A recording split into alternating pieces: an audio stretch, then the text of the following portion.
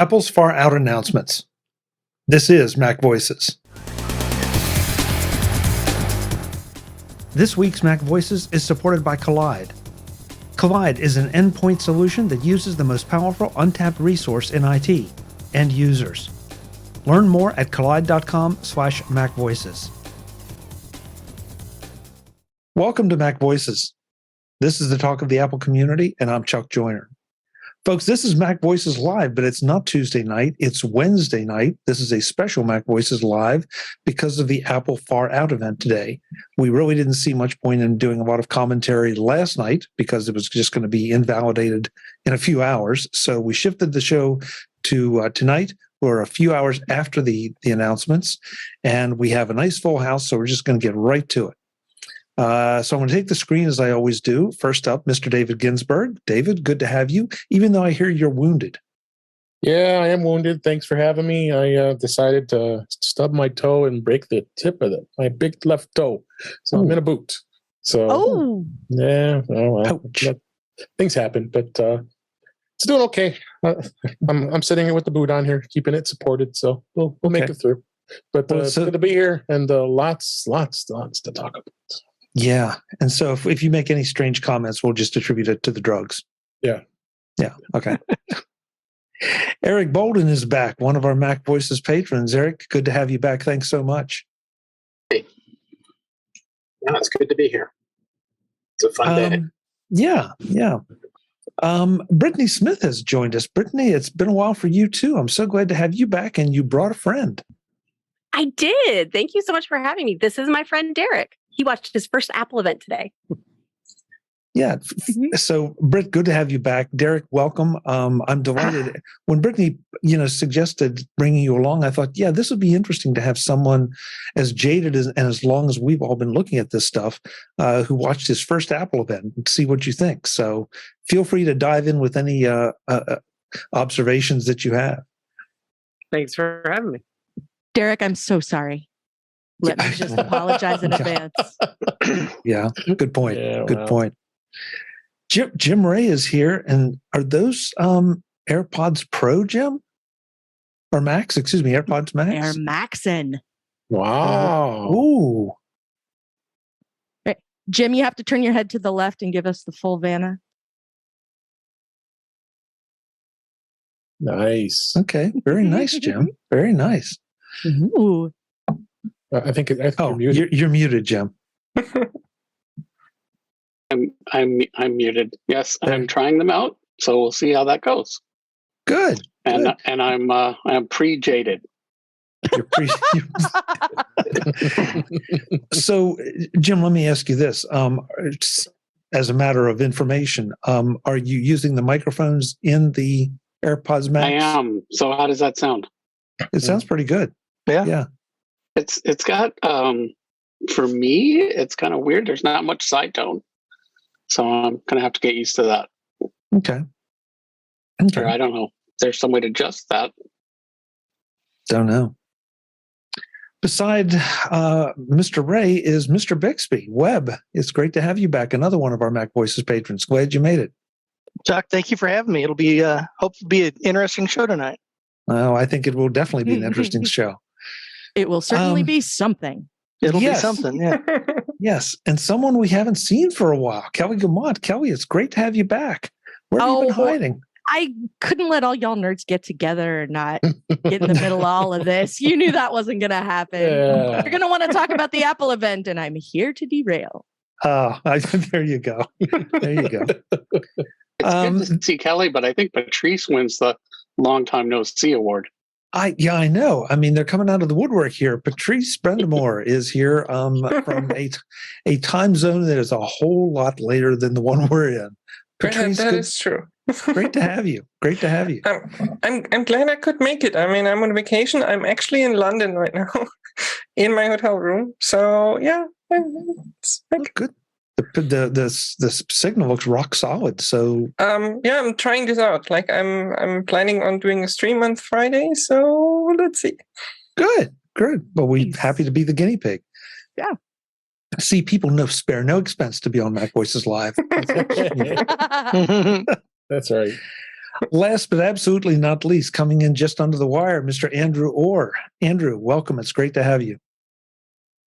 Hey, you know what, Kelly? I was going to say I haven't seen you in so long that I thought you died. Oh. Okay. Well, we'll just leave that alone. Thanks. Yeah. Yes. You're welcome. I'm not Yes. sure where to go with that. Yeah. We're glad you're alive, Well, Kelly. How's that? apparently, you're resurrected. Yeah. Oh. Folks, if you haven't watched the Apple announcements for the Far Out event, We're about please. to ruin it for you and tell you everything they said. Yeah, I'm not sure about that because I don't know that we have time to say everything they said. But it was an hour and a half event, give or take, and there was a lot there. So I think let's start with arguably the biggest announcement, and that is the iPhone 14, 14 Pro, 14 Pro Max, multiple different flavors here. Let's leave the Max for a minute. Brittany, I think you had said in a pre-show that there was not a huge upgrade here to the 14 from your perspective. Not for the non-pro. I mean, there's the 14 Plus. Yeah, but for the there's people no who need that size. Yeah, it's important to have it. Mm-hmm. Yeah, I mean, it's for the people who don't want to, who don't need the features of the Pro Max and want the big phone. Yeah. As you all know, I run a home for the theory, and my theory is that they're going to alternate going forward. We're going to get the Mini 1 year and then a Plus in the opposite year. I think we're going to get a little one and a big one in the non-pro flavor, because a lot of people could really use the acreage of the screen on the plus size phone without having to go all the way both monetarily and technologically to the Pro Max. Not everybody needs a 48 megapixel camera. Now, do I? Of course, but that's a different conversation. I have friends who have vision trouble, and they make that face at their phones when they're trying to read a text message or whatever. And for those people, the 14 Plus is going to be great. They're not necessarily going to get the advantages of the horsepower, or in this specific instance, the pill, because I'm not calling it whatever stupid name it was they gave it in the announcement. The little tiny bit of the notch at the top where you're going to get interactive notifications in the Pro model.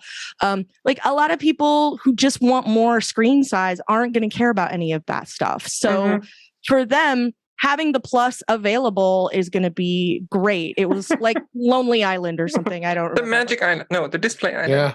Display Island. Yeah. The Discovery Island, Treasure Island. I don't know. Dynamic Island. I like Treasure Island. Dynamic. That's it. David's got it. Dynamic Island.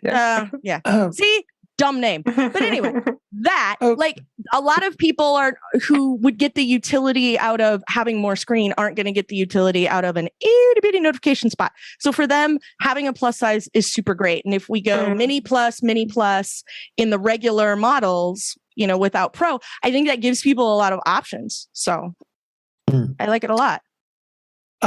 Okay, so let's get the first question out of the way. Is the large size, is it approaching too large? No. I don't think so. Is it any bigger than it was before? No, it's exactly as big as the Pro Max. Yeah. Okay. So we've got that. But you can now get a Pro Max size in a regular phone model flavor. Yeah. That's the magic. In the regular so Kelly, do you think next year they'll have an iPhone 15 mini and continue to sell the i14 Plus? Yes, that's what I think. I don't think so. Okay. Okay, we have contention. It's a home for a crackpot theory. Patrice, what do you think will happen? Are we going to just keep adding SKUs until Apple Retail's website collapses under the sheer number of them? What? Well, or we just skip the mini and have the SE for that. For those few people, I mean, Apple has all the numbers. They probably know the 5 people exactly who the 5 people are who buy the mini. Well, 20% of those people are sitting on the screen with us tonight. Yeah, be careful. Be careful. No, I know that. I thought it was interesting that they didn't discontinue the mini. Well, they're just keeping the 13. Pro. Yeah. 13 Yeah. mini. Right, but you they can could have still buy. discontinued it. Yeah, but you can always buy last year's model or this year's model. Like Mhm. that's kind of always been the case. So that's why I think they'll go back and forth. So we'll get a mini that they sell for 2 years and and you can have a mini or a plus, at the same time. That's what I think is going to happen, is because then that makes it easier to offer more sizes, but not have to have 900 SKUs for everything all the time, and make it something where people can actually figure out the thing they want to order easily. So, and it The also only thing that would make me happier Yeah. than a mini every other year would be a mini pro. So, I mean, yeah, I would 100% buy a mini if it had the pro camera in it. That would be a done deal. There would be no question. I But spent it a keeps- long time deciding if that's what I was going to do when I got my 12. Yeah, but it keeps all the sizes in the product line so that, okay, so maybe you Right. can't get the absolute current one, but with the feature sets and all that we have now, that feature set may not be the thing that's driving a lot of people. It may be the size that they prefer. And Brittany, you're a poster child for that. I think. I thought you were. yes, I will keep being that poster. But it's a little tiny poster. It's a Perfect size. 5.4. Mm. and I'm the poster child for it can't be big enough.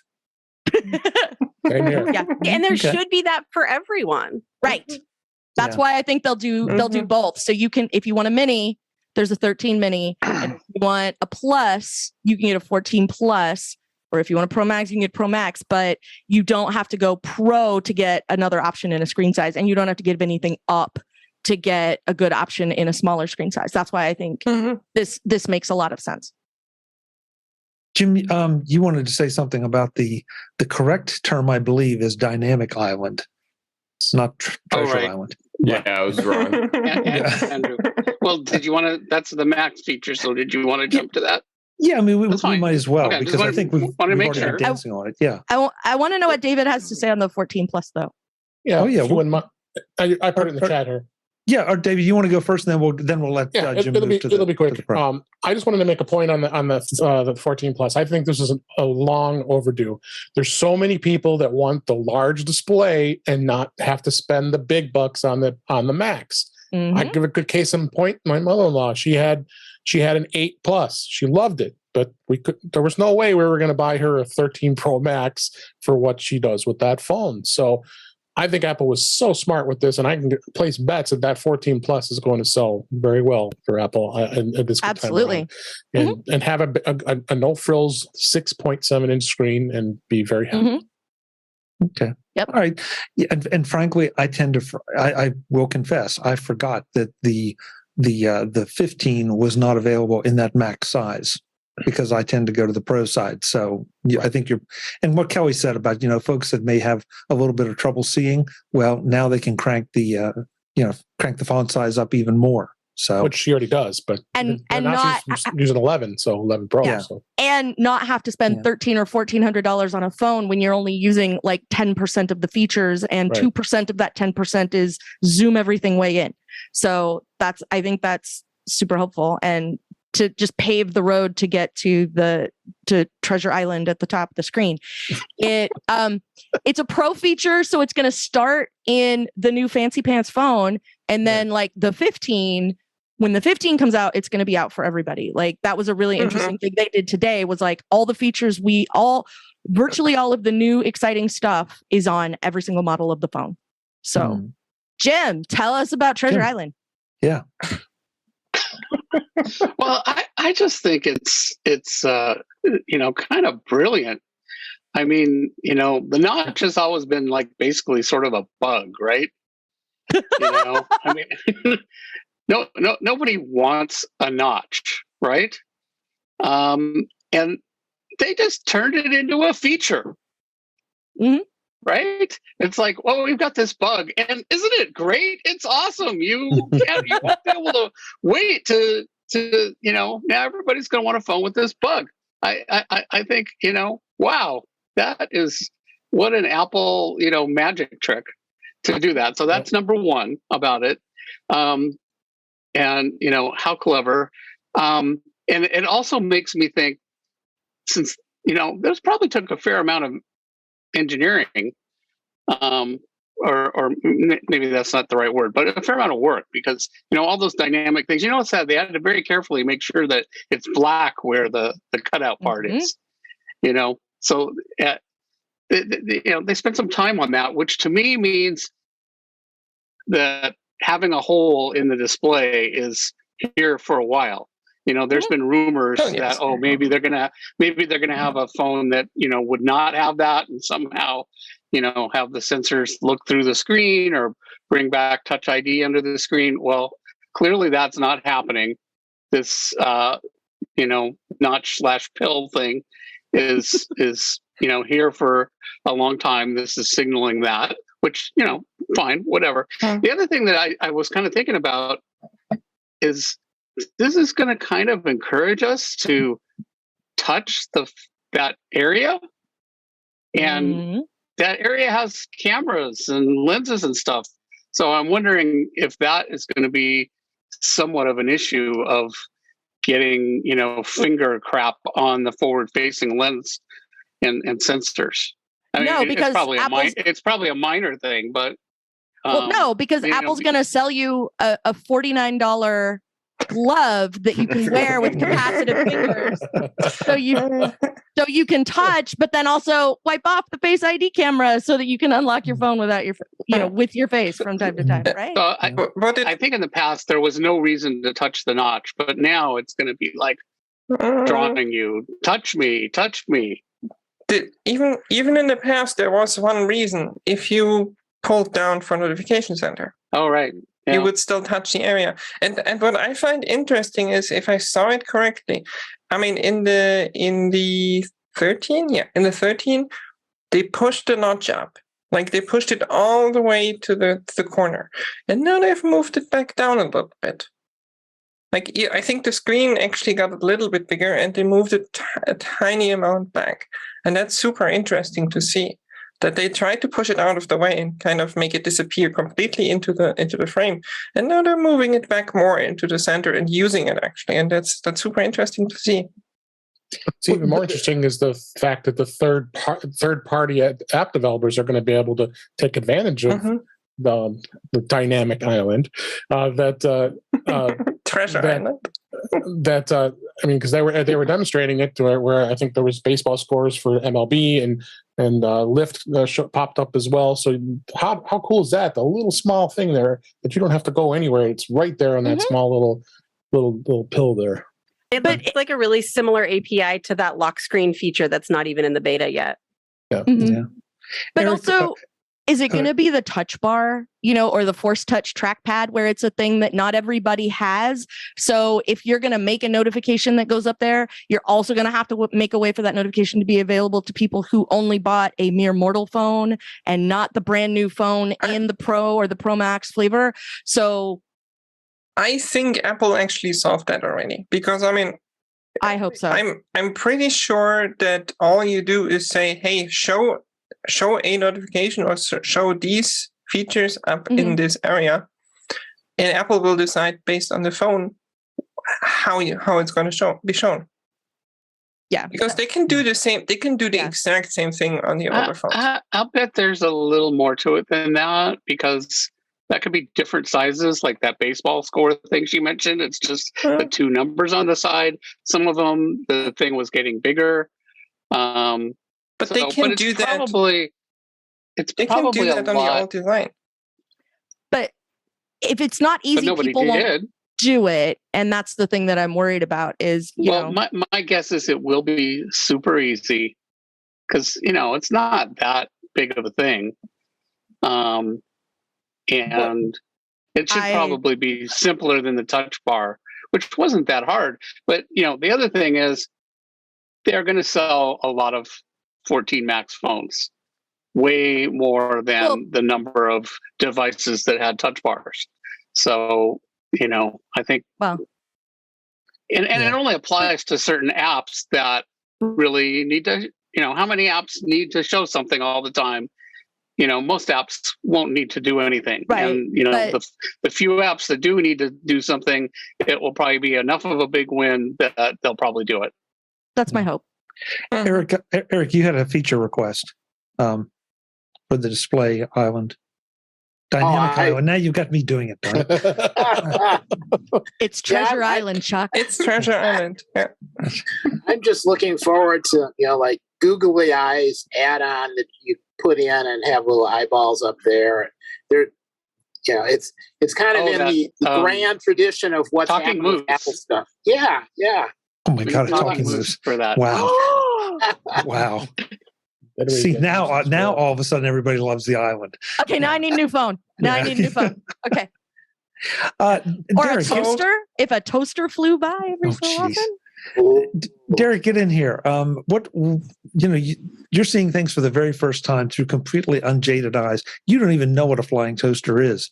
So, Moose. Honestly, Moose, Chuck.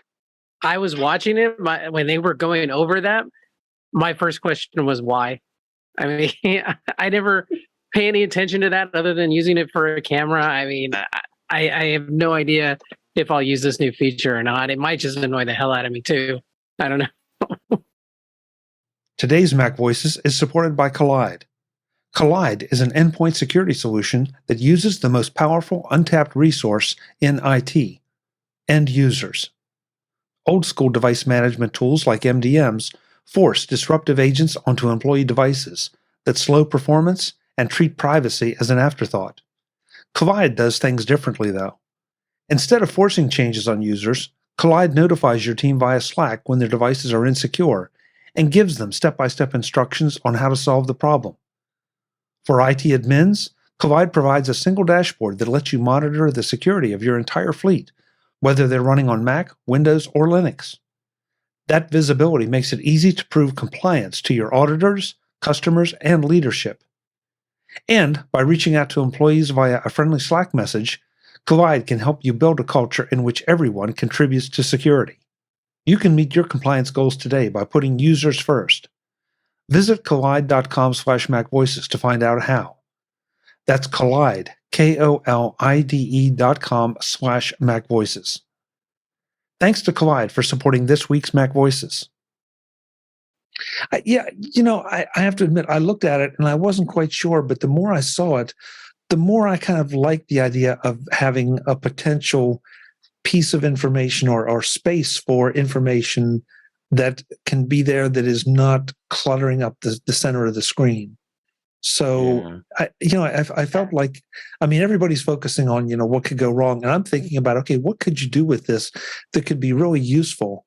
I can put it, it's not multitasking. It's not, adding all kind of apps to my screen, but it means that if I want an alert of some kind, I think it means if I want an alert of some kind of information or from an app or from a different app, that it can appear there without taking over the app that I'm running. I didn't understand. They said you could have two apps showing information at the same time. And they kind of went, boop, and I'm like, wait, I want to see that a little slower and bigger, please. That sounds kind of, how can you do that? It's just a tiny little spot. Well, that's it. We'll find out. Yeah, until we get these things in our hand, we don't really appreciate how tiny it is or isn't. Because it would not be very hard to make a mistake and have the things so small they don't mean anything. And I think Apple's just way too smart for that. Webb, last week you said you have two phones and you'd be getting two new phones. Which two new phones will you be getting? Will you do pros on both of yours? Yeah, I'll do Pro Maxes on both of them. There was a period of time in my career when we were a SEC registered company, and I had a separate phone just in case the SEC ever called. So that's why I have two phones. Insider trading rules and all that other kind of stuff. So that's how I have it. But yeah, it's one's mine, the other one my company pays for. So yeah, I'll just get two 14 Pro Maxes. So. I was wondering if the eSIMs would. I was going to say that.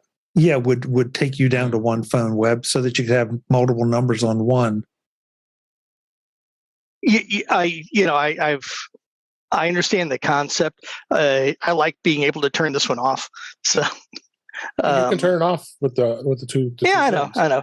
Yeah, I could go with the single phone, but I'll probably stick with the dual phones right now. Yeah, I mean, you can also leave. Like, I think a lot of people have that with their work phone. Like, you can just leave it somewhere and go somewhere else, and you don't have to turn off the line. You just leave it. Yeah. True. Oh, look, let's face it. Webb just wants two phones. That's all. I just want two phones. Yeah. You sound like my wife. Yeah. Oh, please. Yeah. Andrew, you're looking at things from a different angle. You're looking at it from actually covering all these announcements. What's your take on the iPhone 14 part of Far Out? The thing that surprised me, like Webb just mentioned, to kind of the conversation was just mentioning this, the lack of that physical SIM tray. Apple specifically mentioned eSIM only for the iPhone 14, but they didn't really mention it for the iPhone 14 Pro. But from the camera angles that they included in the presentation, it looked like the iPhone 14 Pro didn't include that either, which personally surprised me. I would have thought that they would have only one model, have the eSIM or the physical SIM tray be removed for just one model, and then leave it open for still just one model to kind of maybe help transition people to the no SIM tray model phone. So I thought that was interesting. I read that in Europe, they're still going to have the SIM exactly. They said very specifically in the event it's US only, and they're still selling the 13. So if you want one with a SIM tray, just get an older phone. Mm-hmm. Yeah, that's a good point. Yeah, it's US only, so it's even. I'm not even sure about Canada or Mexico. Well, and they specifically mentioned the major carriers here in the U.S. I'm wondering if some of these smaller carriers and some of the discount carriers, if it leaves them out in the cold as far as the 14 goes. I think they said that it was a lot more than that. Oh yeah, they did. There's no question, Patrice. But I just, obviously I haven't done the research because I haven't had the time. But just, does every carrier out there now support eSIM, at least in the U.S.? Because I know for a while there was at least one I can think of that didn't for a while. I haven't gone back and checked. The big ones do, and at least a couple of the MVNO kind of prepaid or pay-as-you-go carriers both do. I'm on Mint Mobile, and I have an eSIM for my phone number through them. So I know they can do it either way, and I want to say that I can't remember if it's like U.S. Cellular or not that also has it. Can also do eSIM, and there's a couple of other like smaller sort of local carriers that also have the capability. If an MVNO in Austria has eSIM, then you can be damn sure that the US probably has it everywhere. Yeah, absolutely. Because we're like 5 years behind. So yeah. So I'm just looking at my notes from the comments. The ceramic shield. This is something we haven't seen before, and they made a point of stronger than any glass shield that we might put on it. So I wonder. Yeah, well, Patrice, I mean, it would not make sense for them not to claim that it's really hard, but I just wonder if they're trying to, go after the glass screen protectors or not in some fashion. Well, if I remember correctly, the ceramic shield was first announced with the iPhone 13 line, so it's not new. Oh, it's not new. No. Okay. Yeah. Okay. But I will get rid of my tempered glass screen protector when A, they finally make a glass screen that will survive 2 diamond earrings in my ear, and B, if it does in fact crack, it's $10 to replace it. At that point, I will happily stop using a tempered screen protector. Yeah, agreed. I was about to say the same thing. Yeah. Oh, do your diamond earrings rub on your phone too, Webb? Absolutely. More rubies, but that's just choice. So. Well, yeah. I can see Webb with a big dangling hoop earring. No, you can't. Yes, I can. Yes, I can. Work. Those early 90s door knockers. You know? Yes. Yeah. Yeah. Let's see. Space black, deep purple. Okay, that's good. I'm a The deep colors purple are fan. so boring. I mean, I think like Brittany, I like purple. So I'm very happy about purple, but I would have liked to have like a more like a better purple. Like it's kind of it's barely purple. They did the same thing to the phones they did to the iPads, where if you get a Pro, you can't have an actual color, which is dumb. And the colors that they gave us for the regular phones they're all Easter eggs. They're not actually interesting colors. And it's yet another blue. What on earth is Apple thinking? Like, how many different shades of blue do we actually need? Is there nobody there going, do you know if everybody went and bought a blue one of everything that none of them coordinate in any way at all? Like, from a company that is known for minimalism and colors, style? yeah. Like, 6 colors of blue. And then you're going to give me weird shades of purple and no green and no red. And like, come on. I mean, there's a reason that I too have to carry 2 phones web. And so my work phone is a red phone because it's red. That's the one I need to make sure I'm answering is the red phone, right? So yeah, Commissioner Gordon, but like, why can't I get something in a nice color? Like the 13s all come in really nice, like at least it comes in some nice colors. And, and the Pros also come in something interesting. And this time, like, no, you can only have a boring color and you can pay a lot for it and make sure it's, black or white or silver, or you can pay slightly less for it and it looks like an Easter egg and it's just not neat. I don't know if you've noticed, but I like color. Yes, we noticed.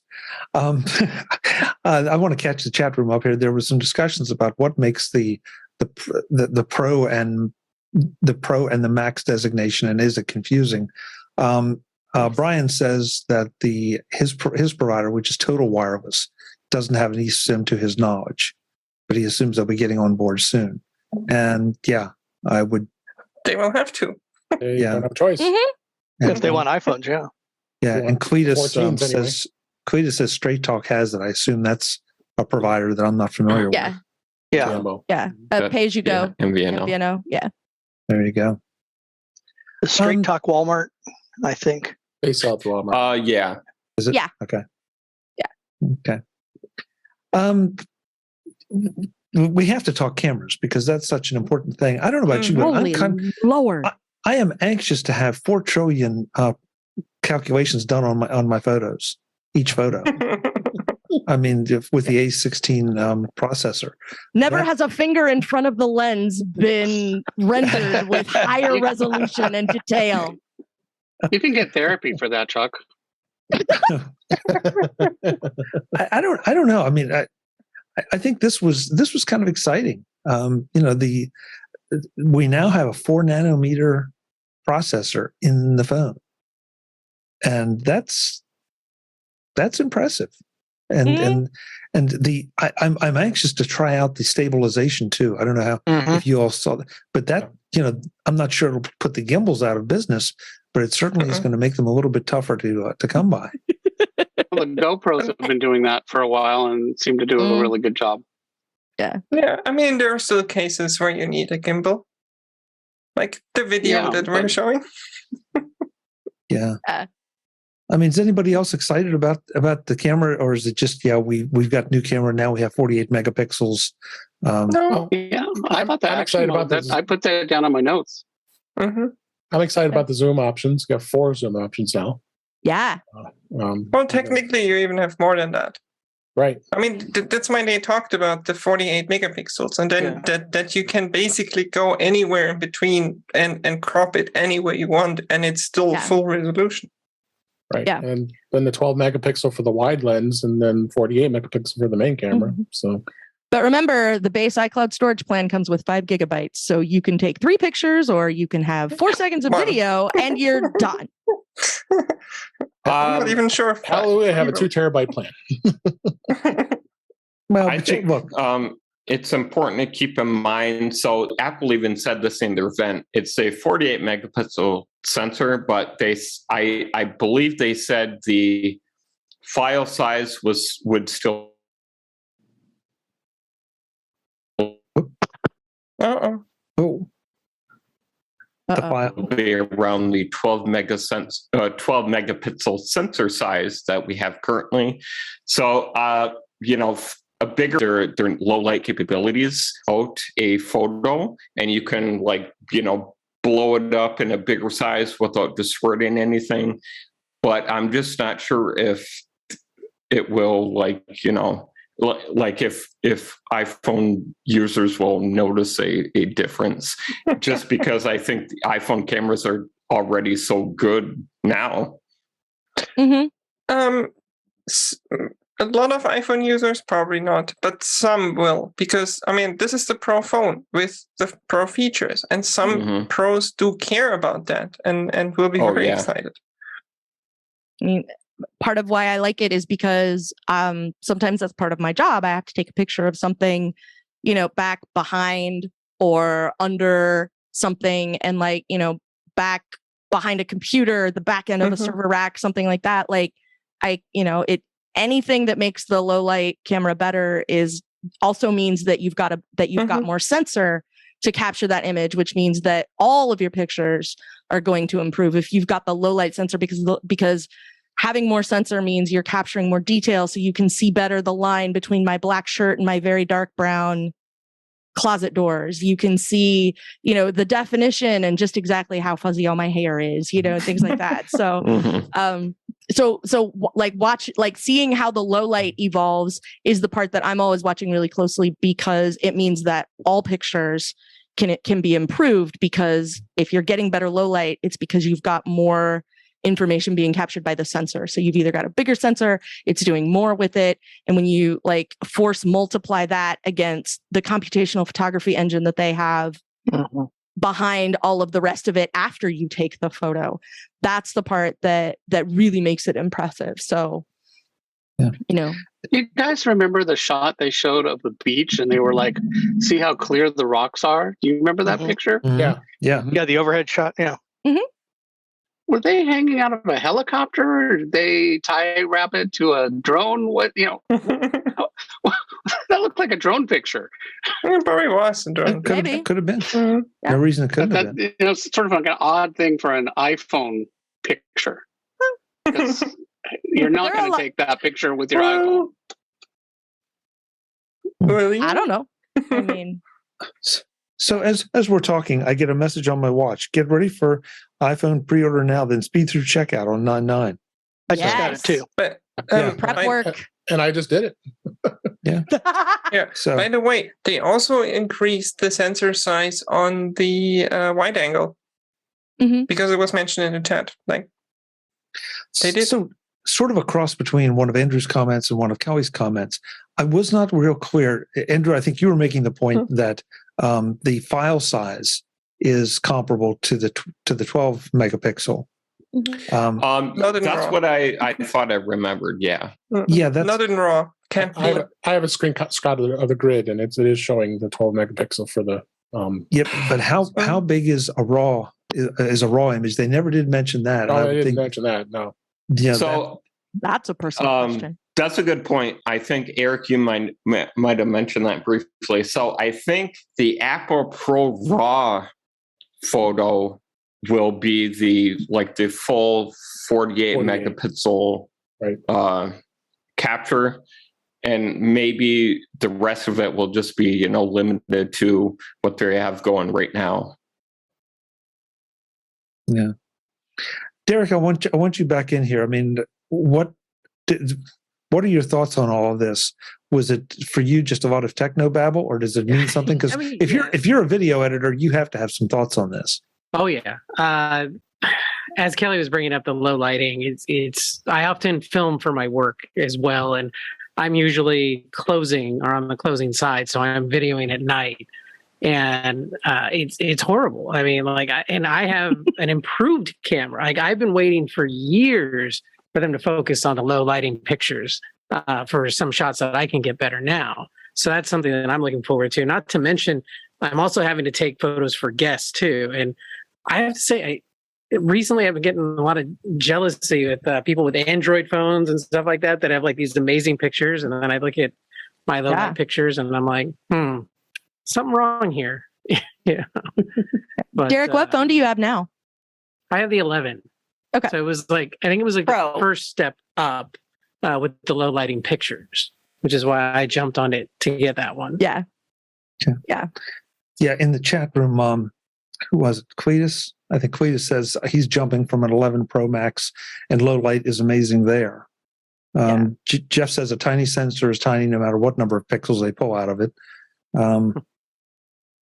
And Cletus says my Nikon 750 is my default camera when I have time. Yeah. So. But that's the thing. The bigger pixels make a big difference because you have lower noise, you have better low light performance, all of that.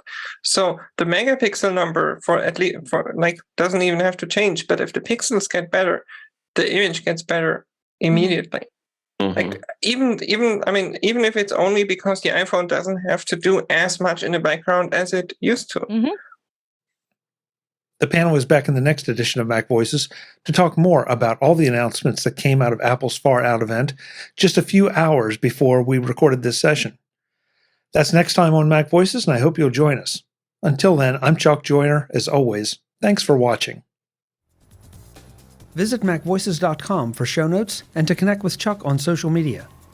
Get involved in our Facebook group or like our Facebook page, and get more out of your Apple tech with Mac Voices Magazine, free on Flipboard and on the web. And if you find value in it all, consider supporting us through either our Patreon campaign at patreon.com/MacVoices or by making a one-time donation via the PayPal link on our front page and in the show notes of each episode. You will join these fine people who help bring you Mac Voices.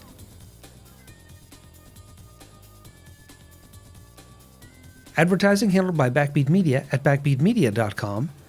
Bandwidth provided by CacheFly at cachefly.com.